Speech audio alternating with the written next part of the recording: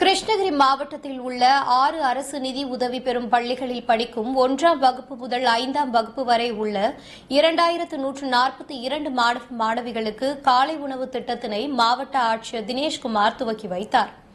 இந்த சிறப்பு திட்டத்தின் மூலம் கிருஷ்ணகிரி மாவட்டத்தில் உள்ள 1 முதல் 5ஆம் வகுப்பு வரை பயிலும் 2142 மாணவ மாணவிகள் பயன்பெறுகின்றனர். இந்த சிறப்பு திட்டத்தின் மூலம் பள்ளி குழந்தைகளின் காலை உணவு திட்டத்தின் மூலம் பசியை போக்கிய தமிழக முதல்வருக்கு நன்றி தெரிவித்துக் கொண்டனர். இன்னைக்கு காலையில் அரசாங்கம் கொடுக்கக்கூடிய காலை உணவு திட்டத்தை ஆரம்பிச்சிருக்காங்க. இதுக்கு மதிப்பீடு கலெக்டர் ஐயா ஸ்டார்ட் பண்ணி வச்சாரு. குழந்தைங்களும் ரொம்ப சந்தோஷமா மகிழ்ச்சியா சாப்பிட்டாங்க. காலையில நிறைய குழந்தைங்க சாப்பிடாம வந்திருந்தாங்க.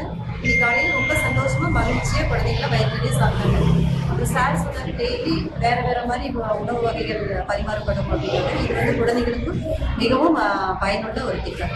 அதனால நான் இந்த அரசாங்கத்திற்கும் மற்றும் கவிதா மேடம் அவர்களுக்கும் வந்திருக்கும் அனைத்து அதிகாரிகளுக்கும் எங்களுக்கு மனமார்ந்த நன்றியையும் ஜெபத்தையும் தெரிவித்துக் கொள்கிறேன்.